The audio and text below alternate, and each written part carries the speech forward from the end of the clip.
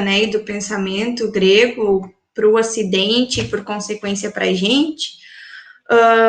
Falamos um pouco também, conversamos um pouco sobre o legado da filosofia grega para o Ocidente, né, por conta das colonizações da Europa. Deixa eu ver o que mais.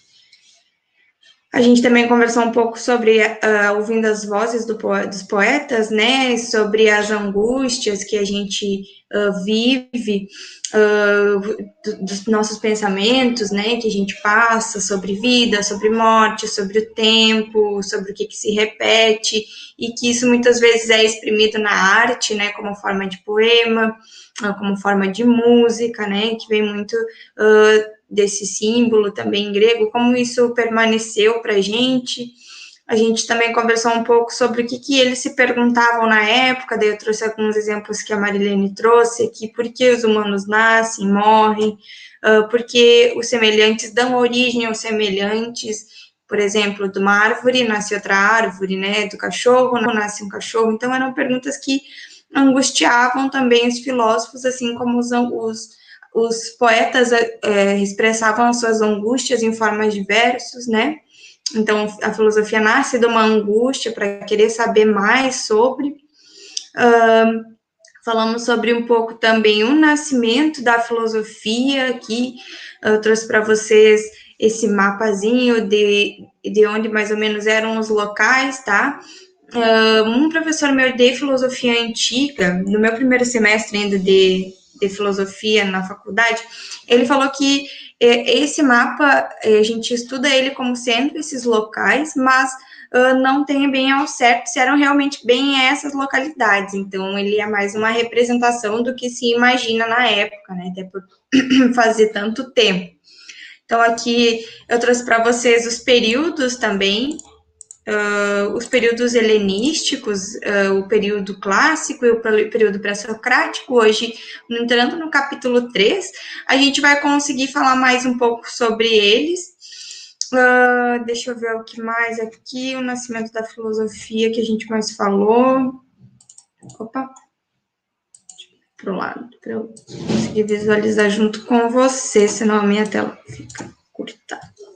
Aí, então a gente falou sobre o nascimento da filosofia, entramos também na discussão se ela foi um milagre, né, dos gregos, ou se ela foi uma coisa que foi do Oriente. Não sei se vocês se recordam, que a gente conversou como algumas tribos, alguns povos, orientais auxiliaram, né, nesse surgimento da filosofia, como o Aristóteles e o Platão tinham afirmado, né, como foi o caso de alguns pontos que a gente tinha pontuado, como a aritmética e a geometria por causa da agrimensura, a astronomia e a meteorologia por causa da astrologia, e as genealogias, né, que eles contavam por conta dos mitos, no que a gente conhece como história hoje. E os mistérios religiosos, né, conforme as teorias que a gente tem hoje sobre a natureza da humanidade.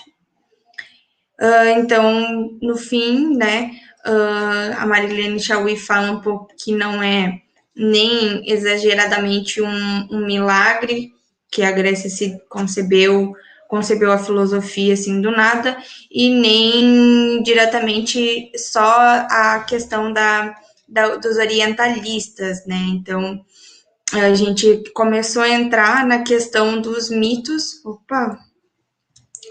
do mito e a filosofia, que ela ia explicar um pouco mais, então, sobre como que se deu para compreender como é que foi essa relação entre o mito e a filosofia, né? Então, ela, na questão anterior ali, ela conclui que teve um pouco de relação em cada um, né? E foram uma série de fatores que auxiliaram e alavancaram o surgimento, então, da filosofia. Agora, na questão do mito, a gente acredita que a gente tenha iniciado ele na aula de terça e a gente não conseguiu concluir. Daí eu tinha ficado combinado com vocês da gente concluir hoje.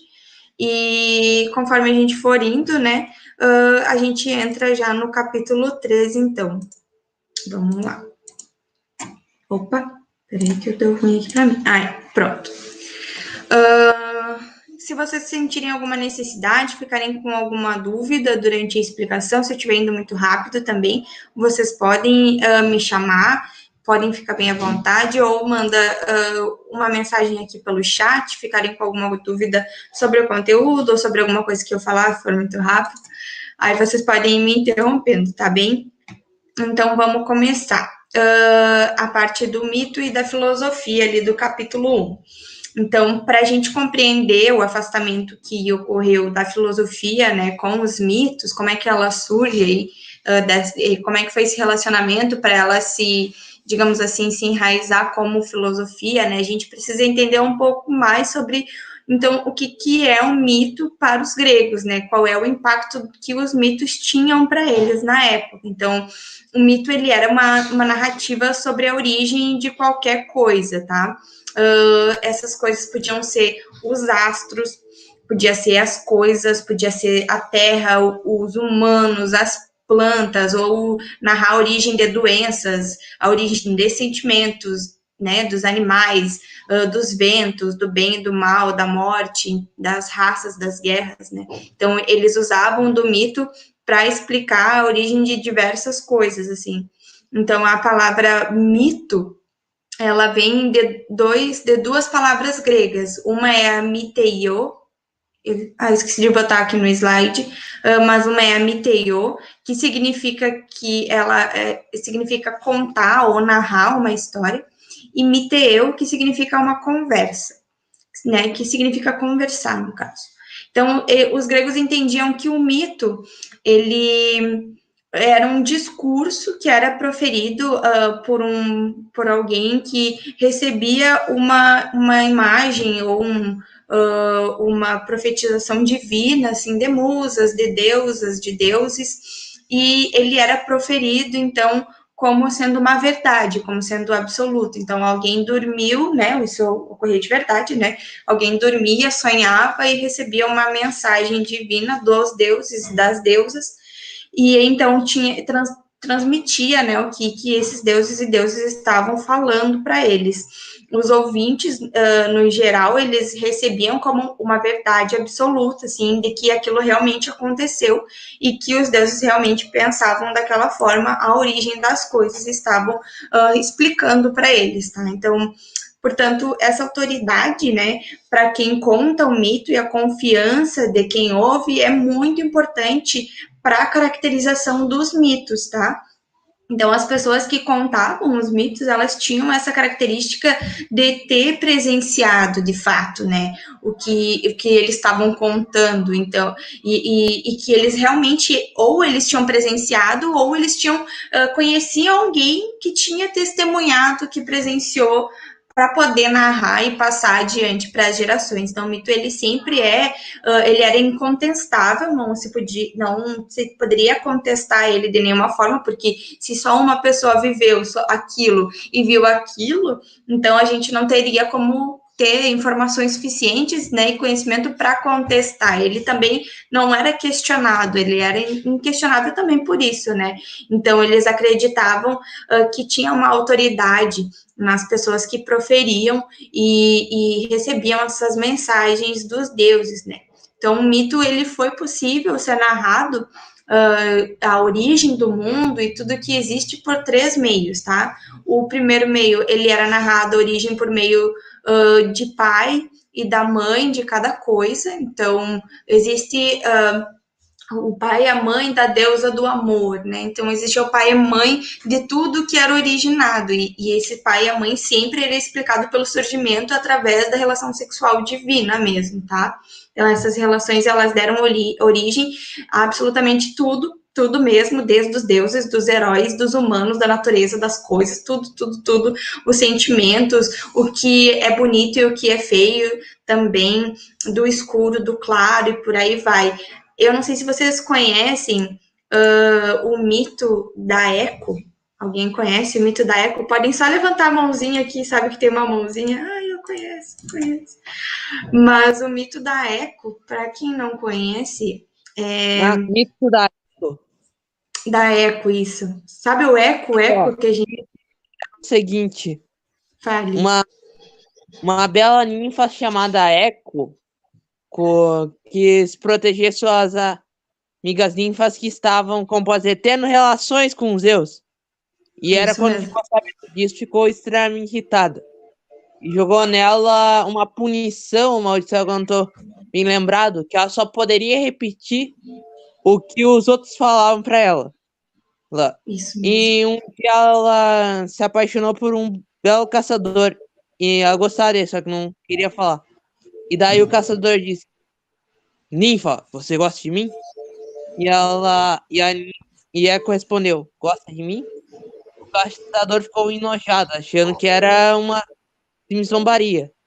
E depois, como Eco gostava muito dele, coisa de mitologia, ela acabou parando de comer. E como uma bênção ou recompensa por ela ter impedido que Deus, como pode dizer, se lascasse por ela, ele fez com que ela se tornasse daí daí o mito do eco, sendo que você fala uma coisa num local que repete o som é a ninfa eco, que respondeu de Isso. volta.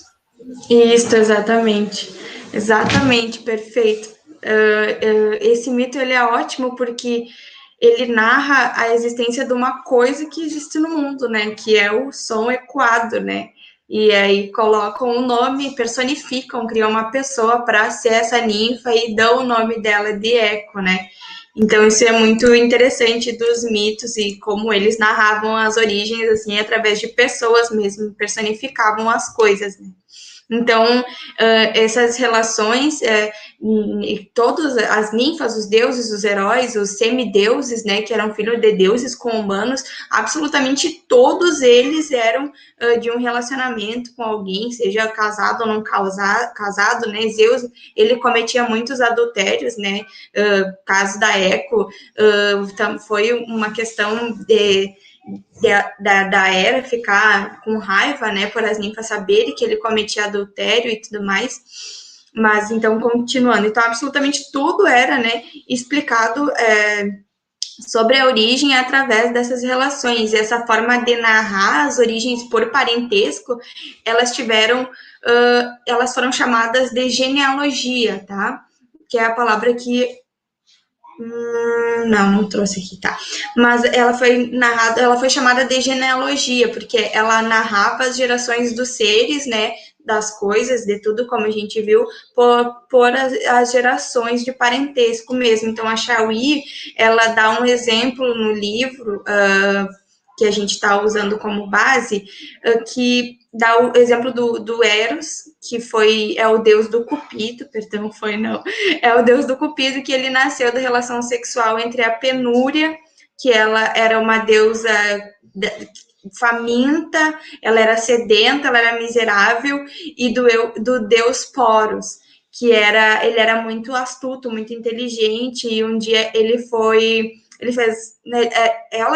não foi convidada para uma festa, e ela chega na festa, no final da festa, assim, quando todo mundo já estava, né, muito bêbado, já tinha comido, já tinha festejado, aí a Penúria, né, como ela é miserável, ela é sedenta, ela é faminta, ela chega no final da festa, come todas as coisas que restou, e ela encontrou Deus, Poros lá, que era o esperto, e dessa relação deles, então, a Chauí conta que nasce o deus do Cupido, né, então é o que explica a forma que as pessoas apaixonadas se comportam, né? Que elas são tão satisfeitas e astutas no início da relação, quando a relação está começando a se apaixonar pela pessoa, e quando já não são mais correspondidas e nem amadas, elas ficam meio maltrapidas, ficam, né, meio miseráveis. Então, seria quando tu é acertado pela flecha do Eros, tu passa por esses dois sentimentos da mãe e do pai dele. Seria essa explicação para paixão, no caso, né? Para esse relacionamento entre a Penúria e o Poros. Então, outra característica, né, da narrativa dos mitos é que eles narravam também a origem das guerras. E um exemplo é do texto do Homero, chamado Ilíada. Não sei se alguém conhece, ele narra a Guerra de Troia. Talvez vocês já tenham visto o filme Troia, né? Ele é um filme antigo já, que essa guerra de Troia, ela aconteceu porque os deuses estavam divididos, né? Em alguns contra e alguns a favor. Não explicam, a Shelby não explicou exatamente o que eles estavam divididos ali naquela disputa entre os deuses. E com essa rivalidade, né? Principalmente das deusas, elas aparecem para o troiano Paris e aparecem duas deusas e ele escolhe pela deusa do amor, pela deusa Afrodite. Ele escolhe então ficar do lado dela e para provar, né, que ele está do lado dela, para se manter dentro dessa disputa entre os deuses, ele rouba Helena, a esposa de Menelau, e daí começa então a guerra troiana. Um terceiro ponto, né, de disputas ali, de alianças que acontece, os mitos também narravam castigos e as recompensas, né, que os deuses ofereciam para os humanos. Então, um exemplo é a origem do fogo, que quando o titã Prometeus, ele dá aos humanos o fogo, os deuses se enfurecem por ele ter feito isso e enviam uma mulher muito sedutora, muito atraente, muito maravilhosa, com uma caixa. E ali a Pandora, né, não sabia que ela estava carregando aquela caixa que tinha ali dentro, mas era dito que tinha algo maravilhoso para os humanos. E ela leva para os humanos muito entusiasmada, e quando se abre, então, abre com todos os maus que existe hoje na Terra. Então, por isso, por exemplo, existe morte, existe tristeza, existe várias coisas horríveis na guerra. Então, essa forma do mito narrar a origem de tudo, né, por genealogias, então por árvores genealógicas de parentes, de tio, de prima, de primo, ela se dividia em duas correntes, assim, em cosmogonia e teogonias, tá? Daí eu trouxe para vocês aqui as palavras cosmogonia e teogonia. Então, onde a palavra gonia, ela vai se dividir, essa aqui. Opa, cadê aquele coisinho de... A palavra agonia, ela vai se dividir em duas palavras gregas, tá? Então, tem a palavra genaão, que significa engendrar, gerar, fazer, nascer e crescer, e a palavra genos, que significa nascimento ou gênese. Então, o significado em si, né, de gonia indica que quer dizer geração, quer dizer nascimento a partir de uma relação sexual de parto mesmo, tá? De geracional de filho para pai, de mãe para pai, de pai e mãe para filho, né? E a palavra cosmos, né, no caso, e daí vocês vão ver que a palavra gonia se repete nas duas palavras. Então, a palavra cosmos aqui tem por significado ser um mundo organizado, né? Só um pouquinho. Ser um mundo organizado, então quer dizer que a narrativa sobre o nascimento e a organização do mundo é a partir das forças geradoras da mãe e do pai divino, tá? E a palavra Theos também é grega e significa coisas divinas, assim, dos seres divinos, dos deuses, né? Então, ela indica também que é uma narrativa da origem dos deuses, por isso que o nascimento aqui é dos deuses, né? A partir dos pais também, né, numa relação sexual mesmo, de pai e mãe, não foi concebido, sei lá, de ovos, nem de amebas, foi literalmente de nascimento, assim como a gente conhece, bem humano, bem humanizado. Agora que a gente já conhece um pouco mais sobre os mitos, né, a dúvida que ficou entre os estudiosos, assim, sobre o surgimento da filosofia por conta dos mitos, né, esse surgimento, né, essa separação, digamos assim, dessa relação, ela foi gradual e foi transformando dos mitos em filosofia, ou foi uma ruptura radical entre o mito e a filosofia.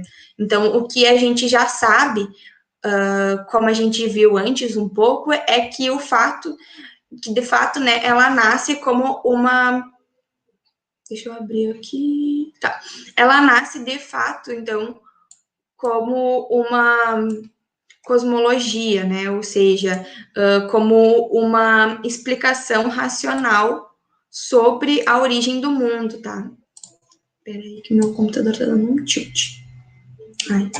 Sobre como nasce o mundo, então, por uma explicação racional do mundo, das origens e das transformações e da repetição, né, das estações, como a gente viu, mas o que não se sabe é que se ela continua ou ela rompe com a cosmogonia e a teogonia, se ela persistiu, né, com essa parentesco de mãe e pai, divinos, e aí foi se inserindo a cosmologia, tentando buscar explicações para algumas coisas, ou se ela rompeu de vez, de uma hora para outra, essa relação da cosmogonia e da teogonia, e foi logo já para uma explicação racional, né, que é a cosmologia.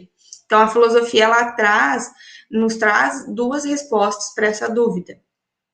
E a filosofia, quando eu digo que ela nos traz, historicamente falando, tá? A primeira resposta para essa pergunta do rompimento e da continuidade, né, da relação foi no final do século XIX, ali pelo início do século XX, quando já se estava, né, muito influente o pensamento científico. Então, o pensamento científico estava crescendo nessa época e todo mundo estava muito emocionado com ele e acreditando muito nele, que ele era uma saída, digamos assim. Eles estavam bem otimistas, né, com o pensamento. Então, eles acabavam acreditando que houve mesmo um corte dos mitos com a filosofia, um rompimento total, assim que a filosofia surgiu, e justificavam que ela foi, né, a primeira explicação científica da realidade do Ocidente. Então, por isso que ela era tão importante ter rompido para eles na época, porque eles queriam também romper com o medieval, né, que era muito influente ali, a igreja e tudo mais, para explicações. Então, eles queriam romper de vez com o pensamento da igreja, de como Deus tinha concebido o mundo, para eles terem uma autonomia de explicação científica para o que estava acontecendo dos fatos da realidade, né? E a segunda resposta, ela foi já mais para o final do século XX.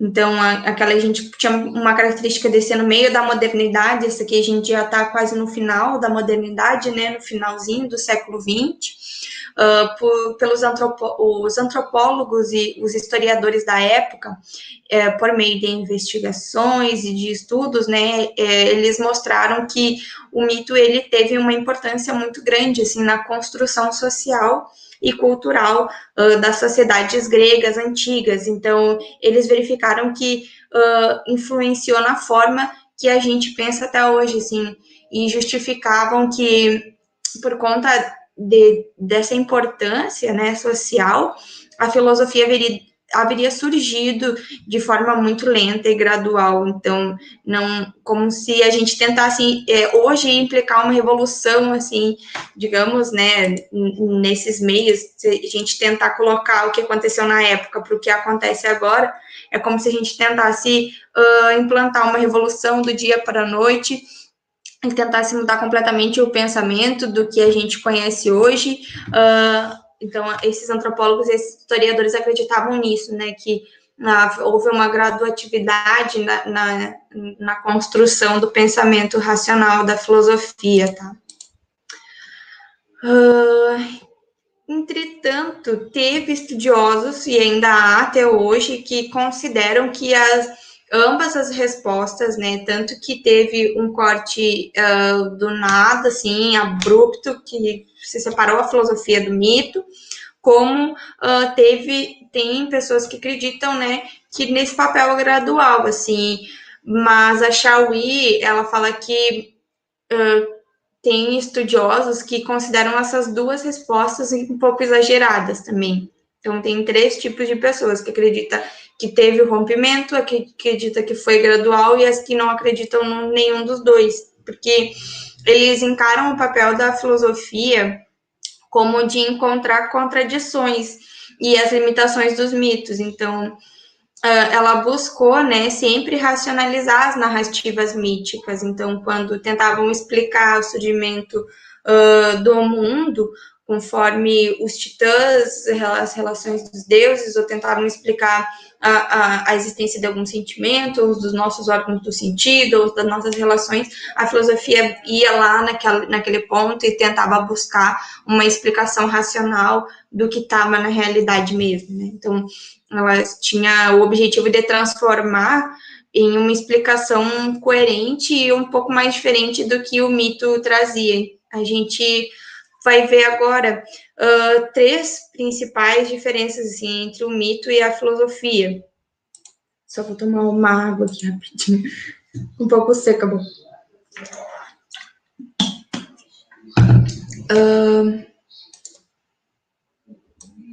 Tá. Então, o mito, ele tinha um objetivo, né? Aqui, o mito. Ele tinha um objetivo, como eu expliquei nos tópicos anteriores, de narrar, né, as coisas que aconteciam no passado, mas não tinha nenhuma memória sobre isso, não tinha nenhum dado que provasse que isso existiu, né? Então, ele era imemorável, tudo que ele narrava sobre o passado. Era um passado que alguém viu um dia, mas não tinha essa pessoa ali para provar que ela viu, ou se ela viu por um sonho, ela viu por um momento não sei, de contemplação que um Deus enviou para ela, então não tinha um passado escrito, digamos assim, muito menos, né, porque não tinha muito bem uma escrita definida na época, mas então eram sempre um passado narrado como uma coisa que não tinha na memória, assim, porque realmente, né, não tinha. Onde sempre ele era muito longínquo, assim, tipo, aconteceu há muito tempo, nossa, não tem nem como lembrar mais, sabe? E ele sempre era muito fabuloso, né? Sempre por fábulas, ninfas, deuses, heróis, uma coisa sempre muito alegórica, maravilhosa. Enquanto que o mito. Peraí. Então, a filosofia, né, perdão, não enquanto mito, enquanto a filosofia, ela estava mais preocupada em explicar o como, né, o motivo e por que no passado, no presente e no futuro as coisas são como são, ao invés de simplesmente acreditar que um Deus veio e quando a gente sonhou, nos fez acreditar que aquilo realmente tinha acontecido, sobre os deuses e as ninfas que originaram várias coisas. Outro ponto de diferença entre o mito e a filosofia é que enquanto o mito narra a origem das genealogias e as rivalidades e as alianças conforme as famílias divinas e sobrenaturais, né, sempre personalizadas em forma de pessoas, a filosofia tentava não só narrar, mas também explicar a produção natural da origem das coisas, tá? Então, por meio das causas naturais e não em forma de pessoas, né? Sempre impessoais, como é que na natureza aquilo acontece mesmo, né? Como é que uma árvore vira como é que uma plantinha vira uma árvore, como é que uma semente vira planta, né? E por aí vai, não só sobre isso. E a terceira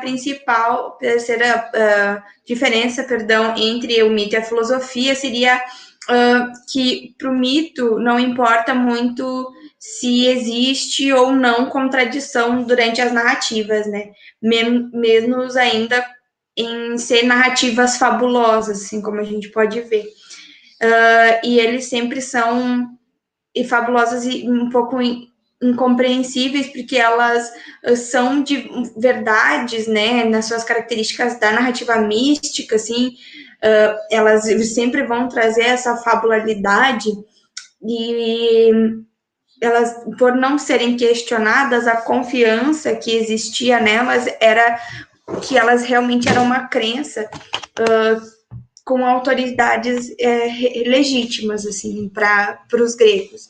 Já a filosofia, ela tem mais uma característica de não admitir, perdão, essas contradições e muito menos tautologias, como admitia os mitos. Então, ela não admitia também fabulações, né, e não admitia ser incompreensível. E esse incompreensível dos mitos, eu quero dizer de onde vem, né, então, todos esses seres místicos, assim, da onde eles moram, né, tinha algumas coisas que não tinha como ser explicadas, assim, não eram muito bem compreendidas por todo mundo, era compreendido só para quem recebeu aquela visão, só para quem recebeu aquela história, entende? Então, era um pouco privado o conhecimento, assim, geralmente tinha que ser alguém que recebeu aquela visão magnífica e fabulosa dos deuses, né, e narravam aquilo. Já na filosofia, não, eles acreditavam que era acessível, né, para todo mundo a explicação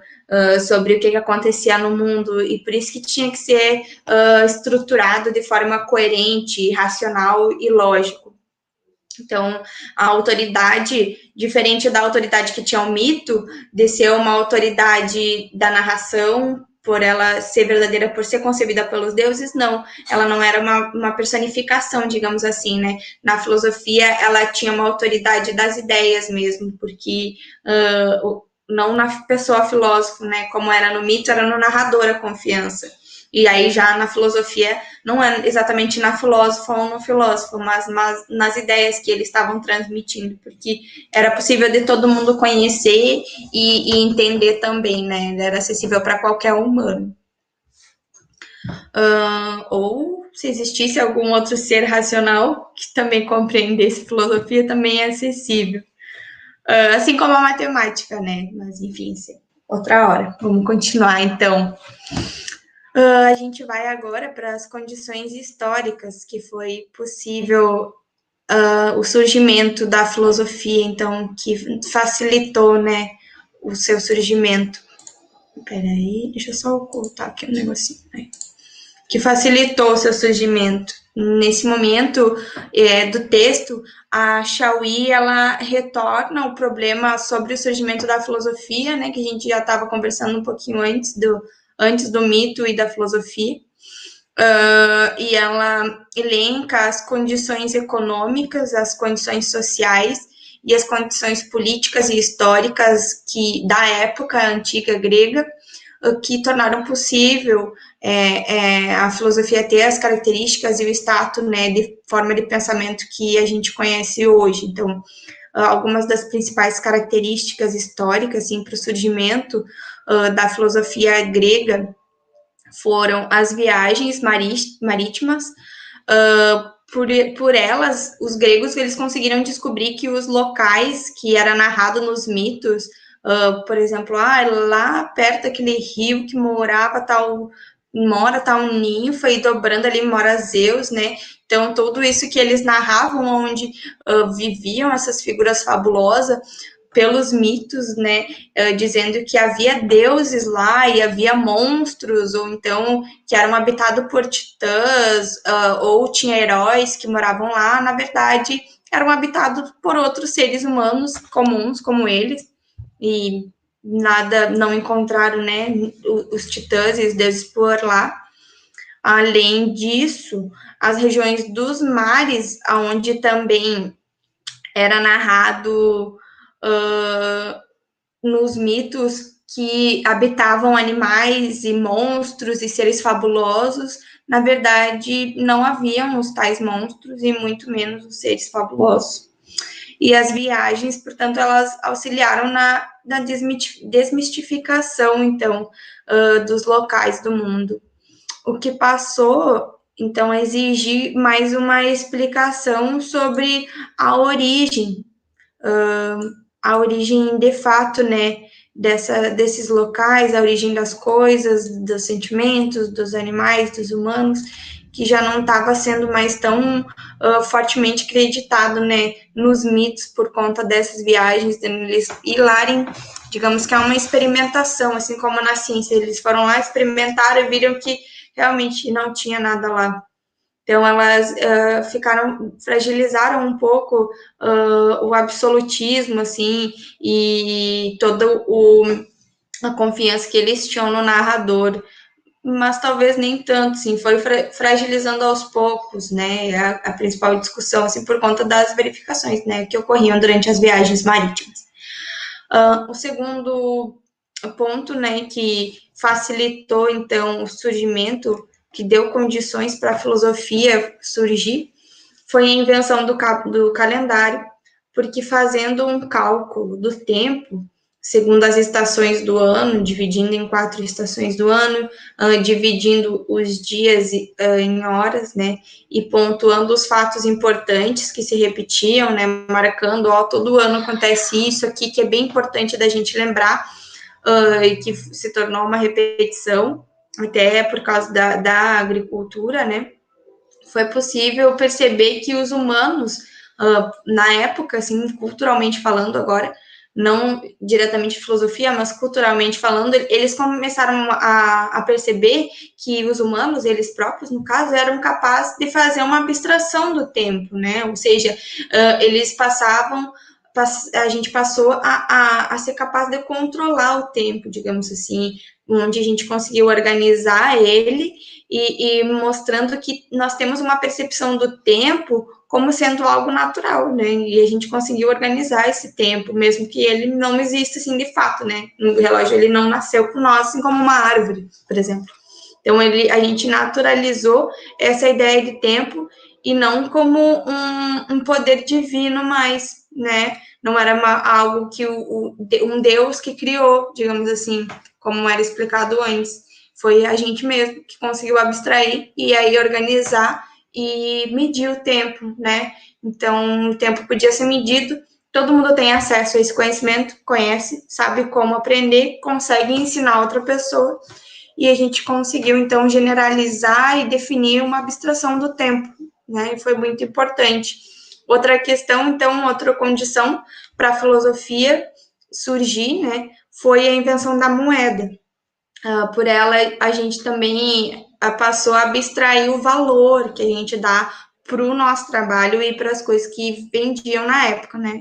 E até hoje. Então, permitindo a forma da troca que não fosse mais realizada por objetos ou animais. Então, eu tenho uma vaca, eu vendo uma vaca para a Mari, né? E a Mari me paga com vaca e a gente só troca vacas, né? Ou eu planto, sei lá, arroz e troco por arroz, né? Então, não era mais feito por objetos e por coisas, assim, por animais, mas era pelo cálculo do valor que mais semelhante, do valor que se aproximava, que eram coisas completamente diferentes. Então, essa invenção da moeda também foi muito importante, porque isso também foi possível perceber. Mais uma vez, digamos assim, foi possível fortalecer o pensamento que a gente é capaz de abstrair e a gente é capaz de generalizar. Então, a gente consegue abstrair generalizações e a gente consegue abstrair valores. Então, a gente consegue significar o tempo, dando valores para ele e dividindo ele, e a gente consegue abstrair e generalizar o valor que a gente dá para as coisas e para os animais, né, conforme as moedas. O surgimento, outra condição, foi o surgimento da vida urbana. Então, com o avanço do comércio e do artesanato, foi possível que formas e técnicas de fabricação, isso é muito importante, porque a palavra técnica, para essa época de urbanização, vai ser muito forte, assim, por vários filósofos, assim. Depois a gente vai ver um pouquinho mais sobre a palavra em si, tá? O próprio Aristóteles, assim, a filosofia dele é marcada pela técnica, basicamente. Ele se importa muito, assim, tem um exemplo muito bom que a gente usa na filosofia para ensinar, explicar um pouco que o Aristóteles via essa questão da técnica. Para ele, a técnica, ela não é exatamente uma técnica de fábrica, sabe, que a gente entende hoje, de produzir,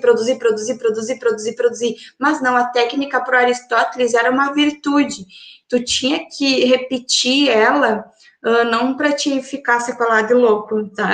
Mas tu tinha que repetir, até tu ser virtuoso naquilo. E a partir do momento que tu aprendeu aquilo e tu sabe tudo sobre, tu consegue passar adiante, digamos, tu abandona e vai para outra técnica. Então, a técnica para ele tinha outro significado, tanto que a palavra técnica, na época, ela era dividida em duas. Era dividida no sentido comercial, de produzir para vender, para vender, para vender, porque eles viviam disso, eles estavam começando a viver disso, e a técnica de aprimoração, de se autoaprimorar também. Então, a técnica, ela era uma aprimoração do que tu estava fazendo, mas também era uma autoaprimoração, sabe? De tu se aprimorar como pessoa, né?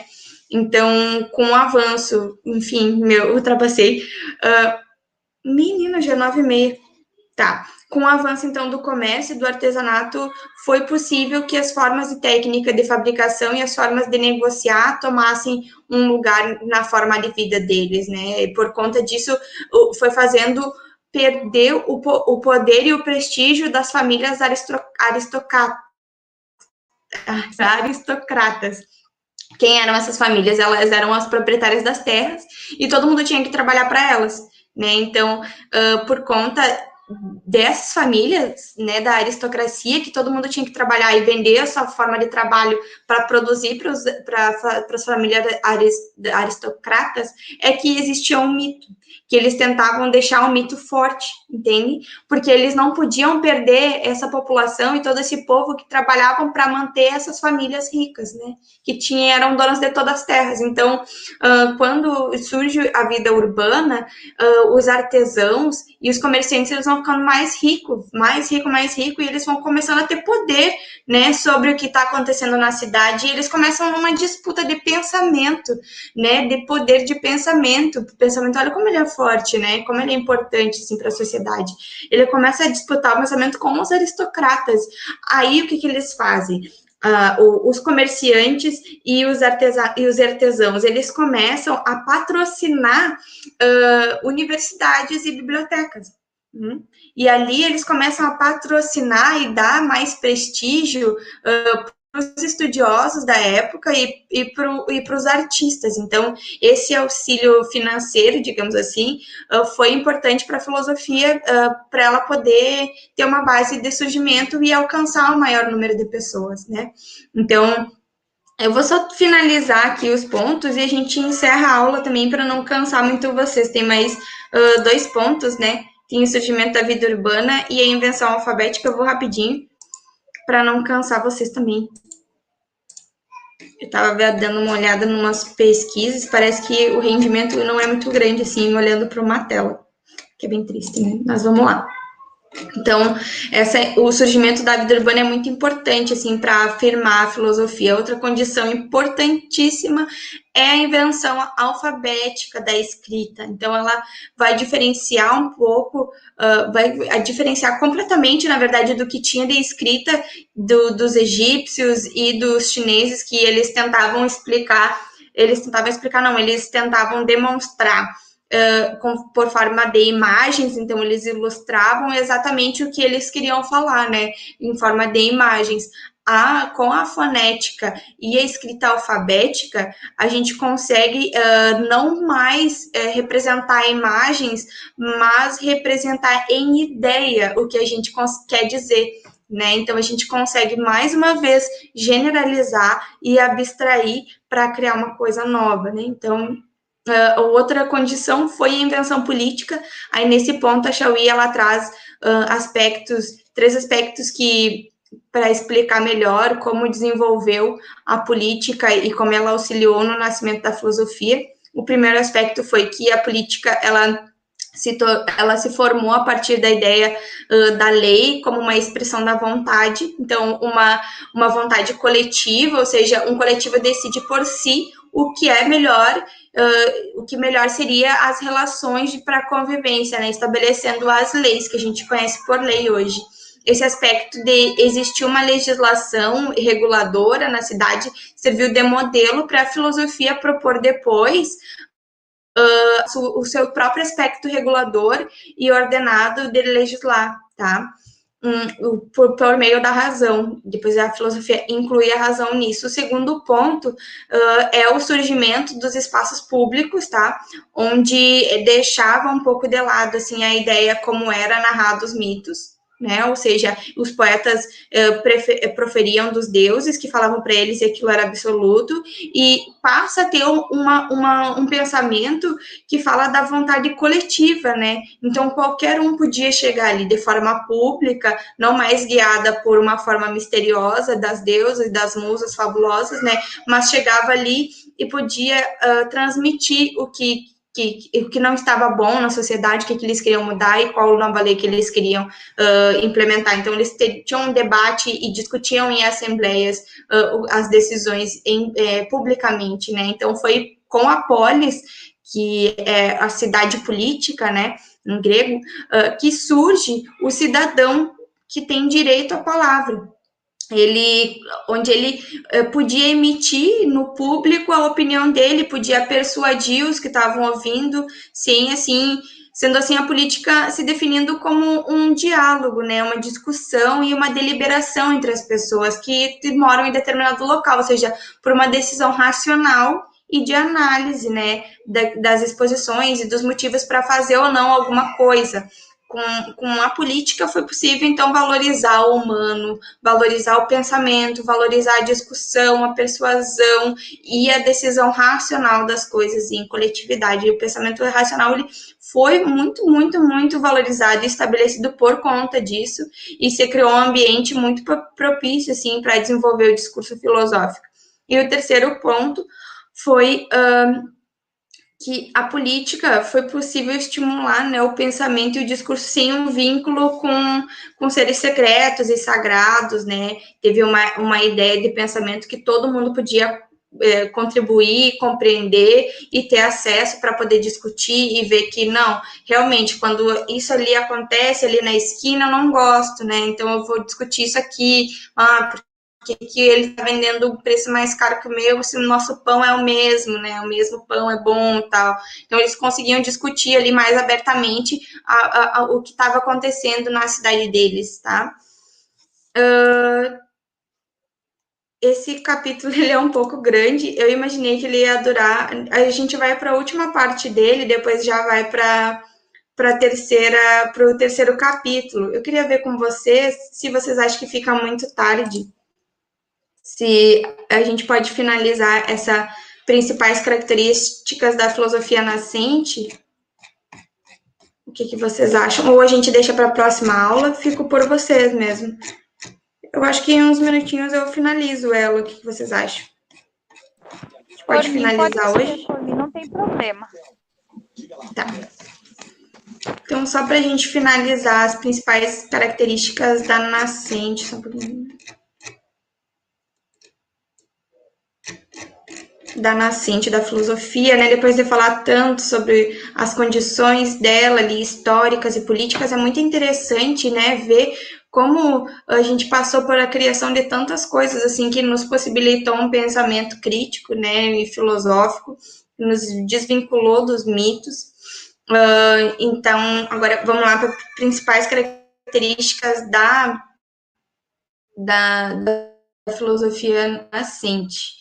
Então, a filosofia, logo que ela nasce, assim, ela tinha como as principais características dela, assim, né? Para a gente conhecer ela mais ali no inicinho dela mesmo, já nascida, já uma filosofia surgida, não mais como antes que a gente estava vendo das condições dos terrenos, né, para ela nascer, mas então ela nasce, né, com uma característica de ter uma tendência racional, né, da realidade, ou seja, a razão e somente a razão era um princípio de regra, tá?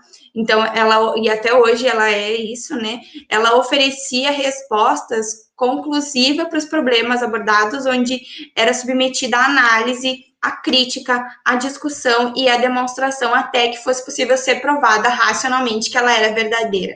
Ela exigia que houvesse justificativa para as ideias, provando que elas seguem regras universais do pensamento, ou seja, que fosse verdade em qualquer tempo e em qualquer lugar, o que as justificativas dos problemas que ela queria mostrar. para qualquer pessoa. A lei universal do pensamento é fundamental, assim, para esse surgimento da filosofia e para até hoje, assim. Então, hoje a gente consegue ver, conhecer ciência, né, estudar sobre ciência em qualquer lugar do mundo, em qualquer língua, sempre vai ser a mesma ciência e a gente vai conseguir se comunicar. Então, isso era muito importante para a filosofia, sabe?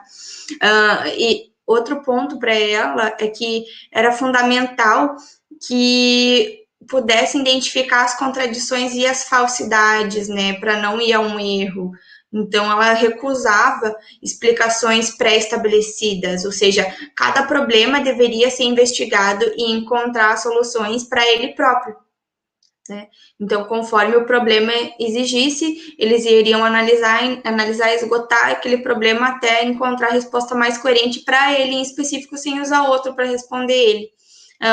Viram a necessidade de buscar também as generalizações, como a gente falou ali anteriormente, de usar essa generalização, né? Ou seja, eles descobriram que era possível determinar semelhanças, né, e identidades, né, para explicar algumas coisas que eram diferentes, assim, então, onde variavam conforme o órgão do sentido. O que eu quero dizer? Um exemplo, né, a água. A gente pode ver água congelada, a gente pode ver água em forma líquida, a gente pode ver água em forma de vapor, né? Então, conforme a gente pode tocar na água e ver que ela é gelada, a gente pode sentir o vapor dela no rosto, né? Aí são os dois tatos. Mas a gente pode botar o gelo na boca e ver que ele tá muito gelado e ele vai se apresentar de vários aspectos, de maneiras diferentes, mas se trata de uma mesma coisa, que era a água. Então, por meio da análise, eles conseguiam verificar, né, pelo pensamento, portanto, eles conseguiam generalizar e abstrair que todos aqueles formatos que ela se apresentava para os órgãos do sentido, por meio de uma síntese, eles verificavam que era realmente a água. E ao contrário também, e pelo contrário também acontecia. Então, uma coisa que era parecida em vários locais, era parecida de vários pontos de vista, quando você olhava pelos órgãos do sentido, né, quando você verificava pelos órgãos, aquilo que tu ouvia, que tu, né, sentia assim muito parecido, mas quando ia fazer uma análise sobre, eles verificavam também que eram coisas diferentes. A Chauí traz um exemplo que aconteceu em 1992 no Brasil, quando um grupo de jovens estudantes pintou a cara com as cores da bandeira nacional. E eles saíram na rua para exigir o impedimento de um presidente da República, né, uma concessão. Aí, logo depois, os candidatos a prefeituras municipais, eles contrataram jovens para aparecer na televisão com a cara pintada também, defendendo as candidaturas, assim, digamos, no período eleitoral, né. Depois, as Forças Armadas brasileiras também, elas usavam, para persuadir os jovens, né, e servir eles, servir as Forças Armadas, eles contrataram também jovens para pintar a cara, para convidar soldados, marinheiros e aviadores, né. Ao mesmo tempo, várias empresas também, para vender seus produtos, também contratavam jovens para pintar a cara. Então, foram vários segmentos que usaram os jovens com os rostos pintados com as cores da bandeira, mas o princípio, né, a motivação, digamos assim, de cada lugar foi diferente, né? Um foi político, o outro foi por dinheiro, o outro foi para defender as forças militares, o outro, né, foi para vender mais produtos. Então, cada um tinha uma motivação diferente, né? Então, pelo que parecia aos nossos órgãos do sentido, parece que é a mesma coisa, né, para cada um dos jovens, mas o pensamento, né, depois que se viu uma certa semelhança e faz uma análise das motivações, se vê que eram diferentes. Então, a gente consegue separar cada motivação pela abstração, né, pelo pensamento. Então, por hoje seria isso. Daí, na próxima aula, a gente vai entrar já no capítulo 3 e no capítulo 4. É muito legal esses dois capítulos, assim. Essa semana eu estava dando uma lida neles, assim, para organizar para vocês.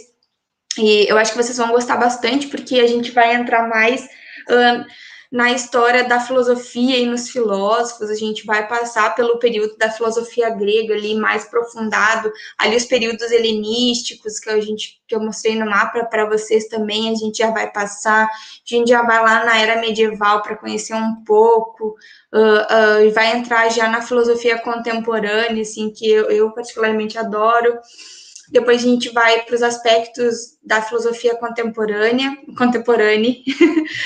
e vai ver as questões, né, discutidas hoje na filosofia, então vai ficar um pouco mais perto, vai ver as ciências e as técnicas, vai discutir um pouquinho da política dentro da filosofia.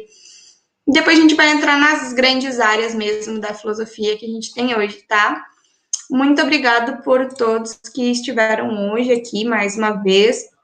Sei que é bastante.